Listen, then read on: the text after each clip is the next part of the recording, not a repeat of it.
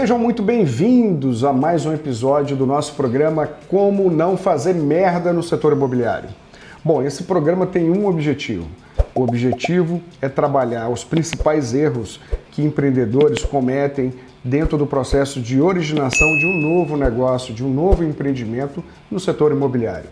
Hoje eu estou falando para duas câmeras. Eu estou falando para essa câmera e para essa câmera. Meu nome é Cristiano Rabelo, eu sou CEO do Grupo Prospecta e o tema de hoje é público-alvo e persona. Entenda a diferença para poder vender mais.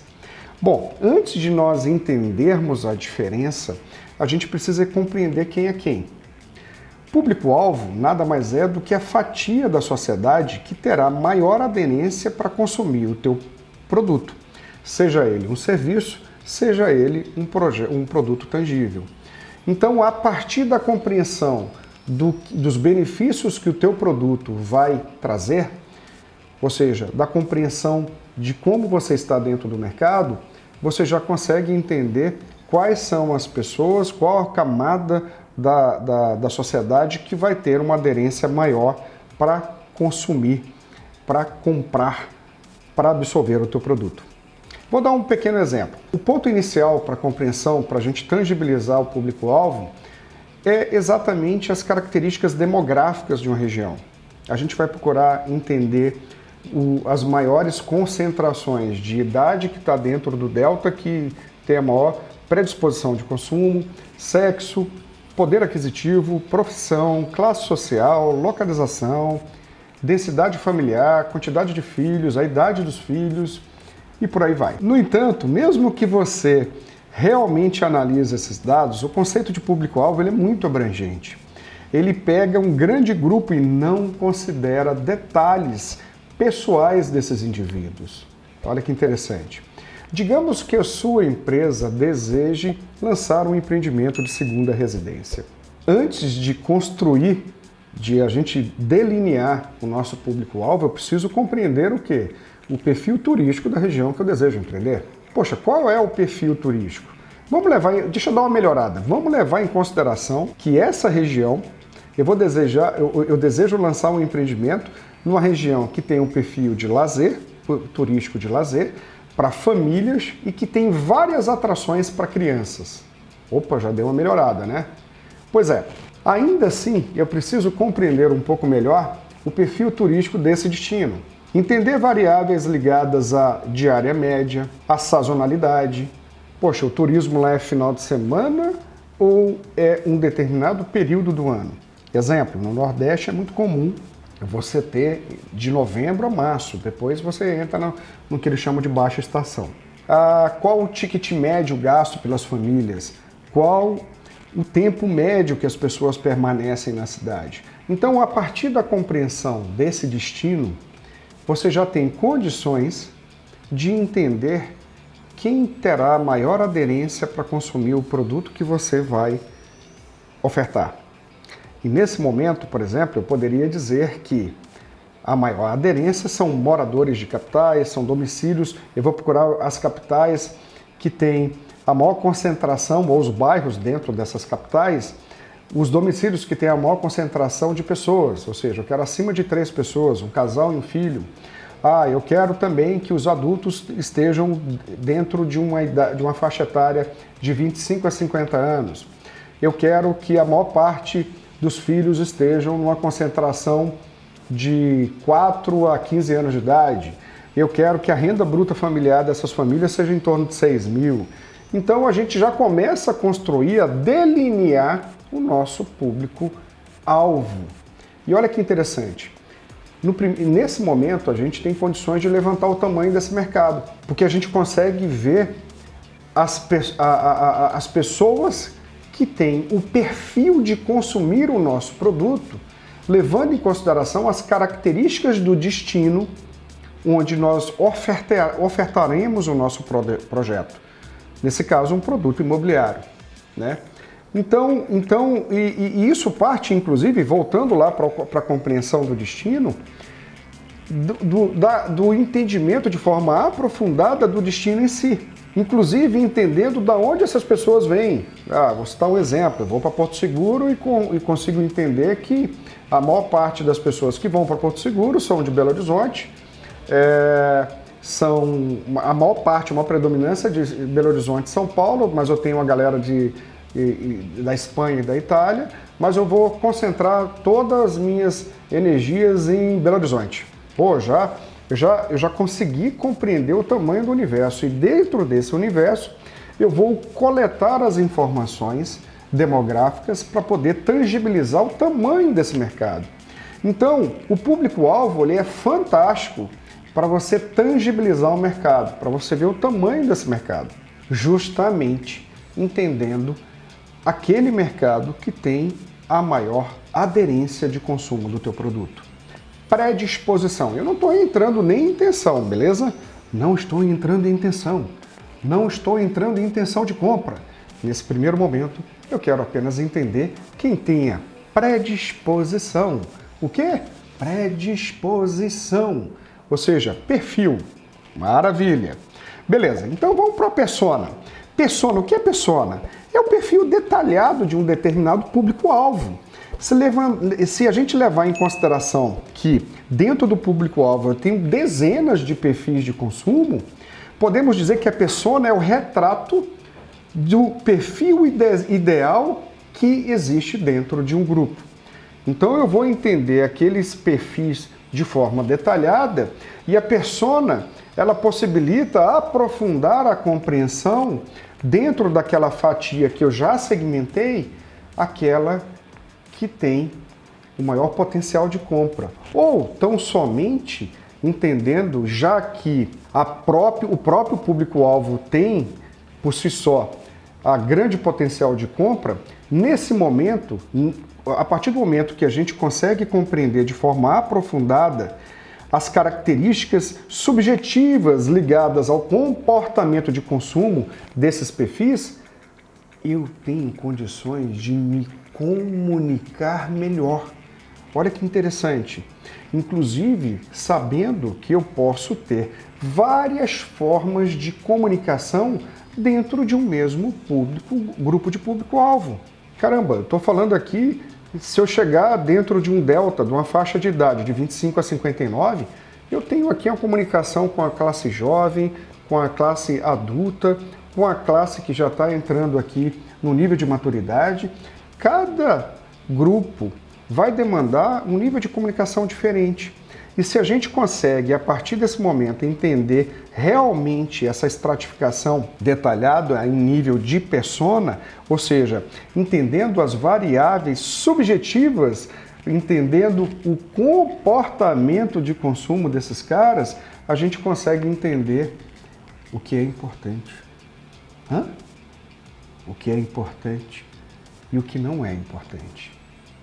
E a partir dessa compreensão, a gente consegue entender variáveis, por exemplo, como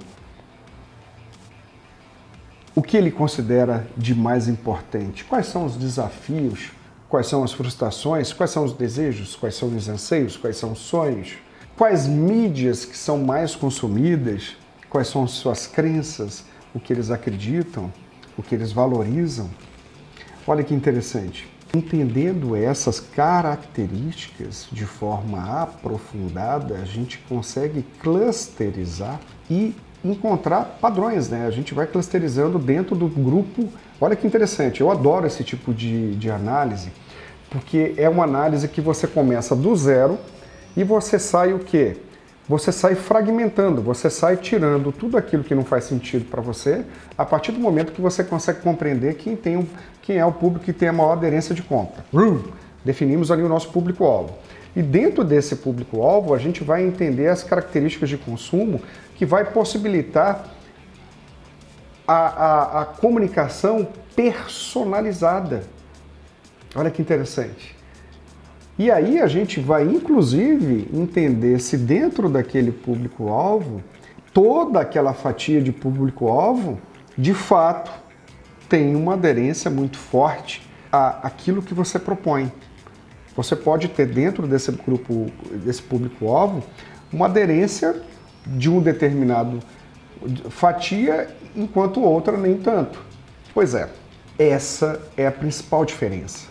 A principal diferença é que o público-alvo, ele é o ponto de partida, ele é uma análise macro, enquanto a persona, ele é uma análise qualitativa, uma análise micro, é uma análise aprofundada. Uma, eu consigo entender características demográficas, eu consigo entender um perfil macro. A outra, eu vou para características subjetivas, eu vou para características que vão dizer como essa pessoa se comporta dentro do cotidiano, do dia a dia.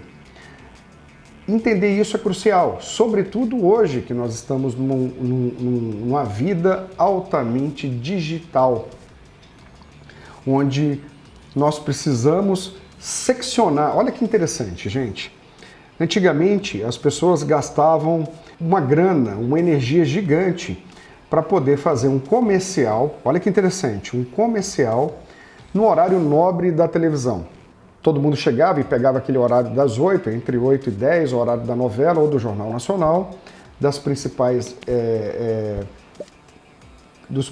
canais de comunicação, e jogava lá o seu anúncio. Puta, eu ia ter criança de 8 anos, de 10, 15, 20, 80 anos, 40, eu ia ver um monte de gente.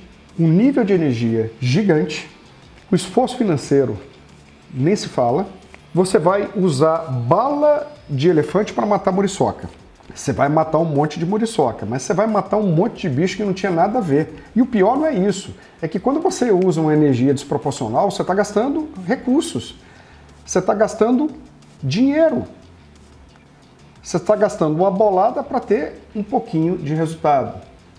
Quando você parte de uma compreensão um pouco mais personalizada, e o digital permite exatamente isso, nós estamos hoje num momento em que...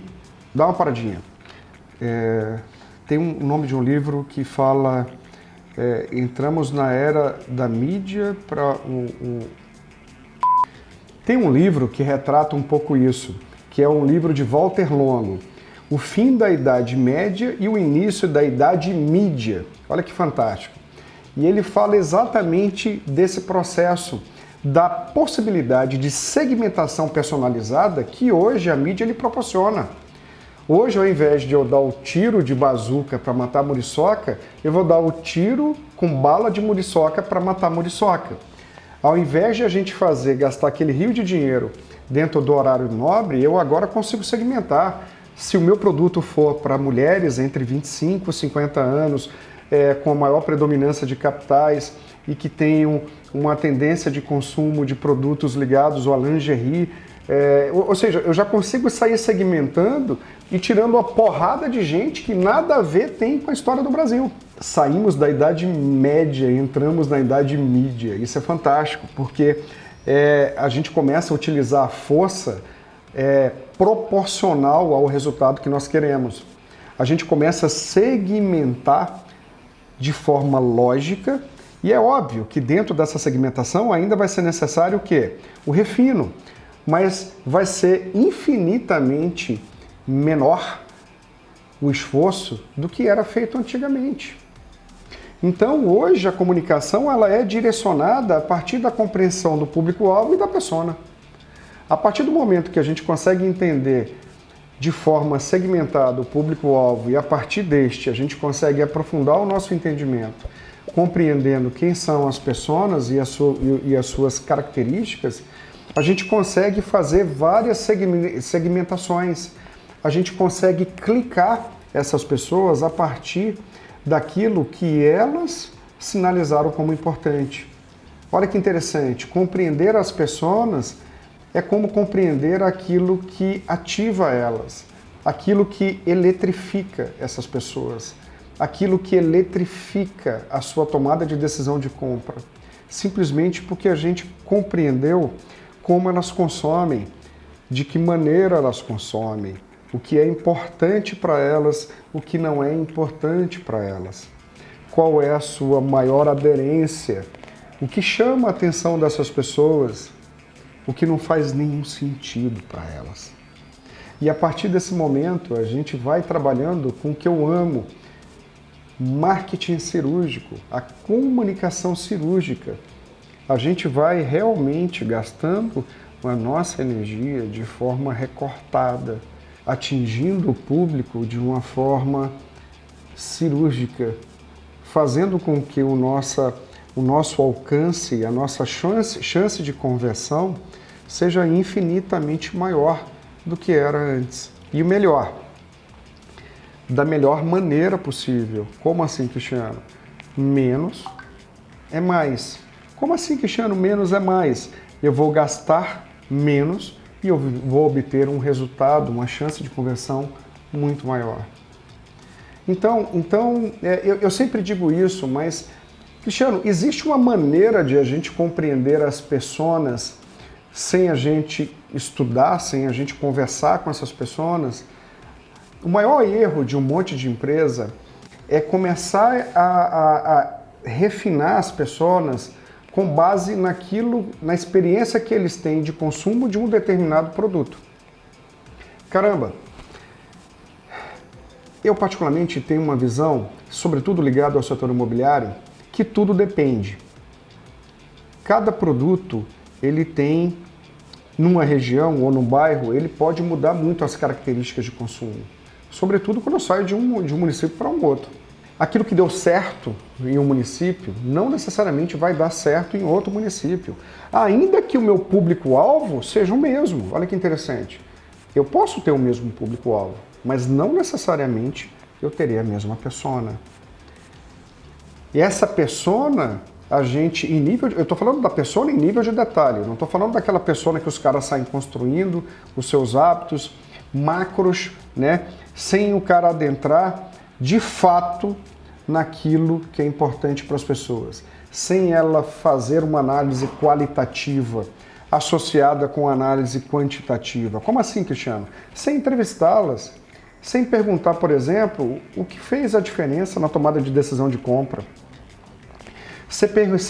Sem perguntar para essas pessoas o porquê que elas compraram aquilo que elas compraram.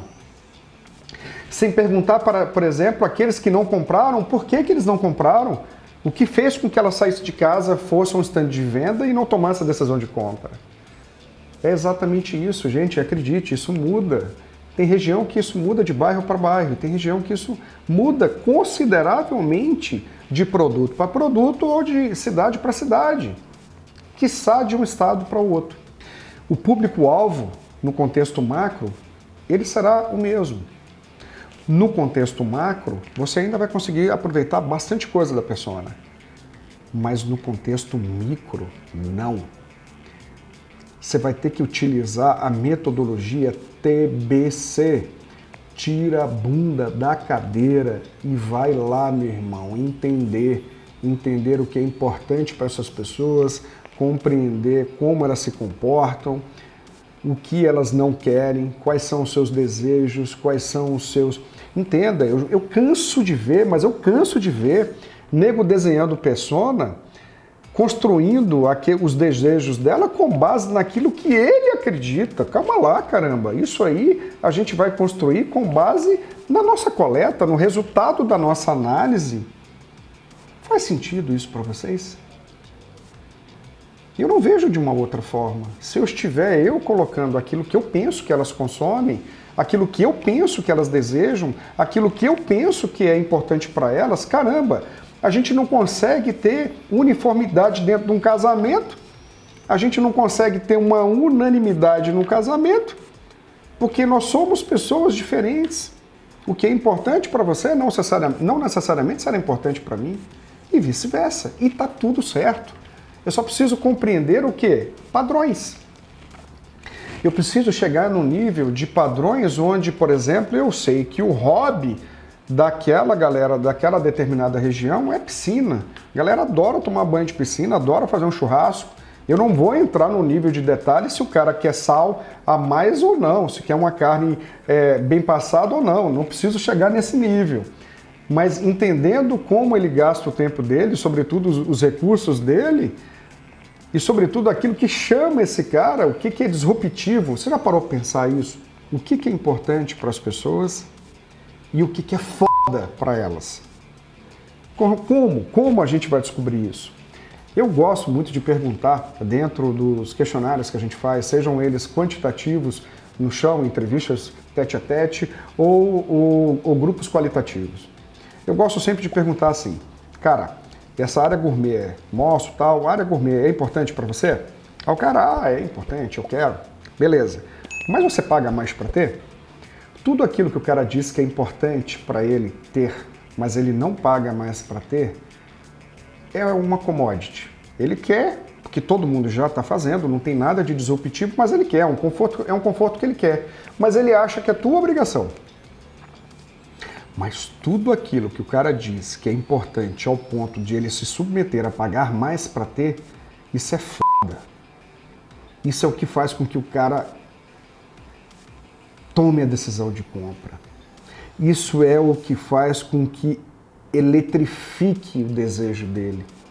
Isso são gatilhos que você vai poder utilizar para eletrificar. Agora eu te pergunto, tem como você saber disso sem compreender, sem ir lá conversar com as pessoas? Me desculpa, eu não entendo como. Ah, mas eu fiz um lançamento na cidade vizinha e esqueça, a gente tem fatores culturais, hábitos que modificam de cidade para cidade. Se a gente for para São Paulo, isso modifica de bairro para bairro. A mesma pessoa com a mesma idade. Olha que interessante. Os fatores ligados à economia, à dinâmica econômica da região, à capacidade de compra, ao poder de compra, vai lastrear, vai colocar o teto no desejo, nos anseios desse cara. Fatores ligados à cultura vão delinear aquilo que é normal, aquilo que é padrão. Oferece um chimarrão para o baiano, para o cara de Salvador, calor de 45 graus. O gaúcho, quando vai tomar banho de praia, ele toma o chimarrão com 45 graus, mas ele toma o chimarrão dele porque é cultural e ele se sente bem. Quem está errado? Ninguém, caramba. Isso é cultural, isso são hábitos, isso é muito bacana. Faz sentido? Pois é. E não compreender essas variáveis, sobretudo não chegar lá para compreender o que gatilha, o que eletrifica essas pessoas, é o maior erro que você pode cometer. Então, fica a dica. O público-alvo é o início, é a primeira peça do quebra-cabeça. Essa peça você só vai conseguir compreender quando você entender qual é o produto que você quer trabalhar, o que você pretende resolver. Quais são as características do teu produto ou as características do seu serviço. Entendendo isso, você vai conseguir botar a primeira peça do quebra-cabeça, que é o público-alvo, e a partir desse momento você consegue tangibilizar o mercado, simplesmente levantando dados demográficos. E a partir daí, eu te convido a adentrar, a aprofundar-se na compreensão e no entendimento da persona. Mas não é como a maior parte da galera faz, não. Que é desenhando aquilo que eles acham que faz. Não. É aprofundando, é ir lá, é conversando, é fazendo testes qualitativos, testes quantitativos. Eu te garanto que a partir desse momento, você vai conseguir tanto tangibilizar o mercado, como você vai conseguir acessar esse mercado, simplesmente porque você já entendeu o que eletrifica o desejo de compra. A gente se vê no próximo vídeo.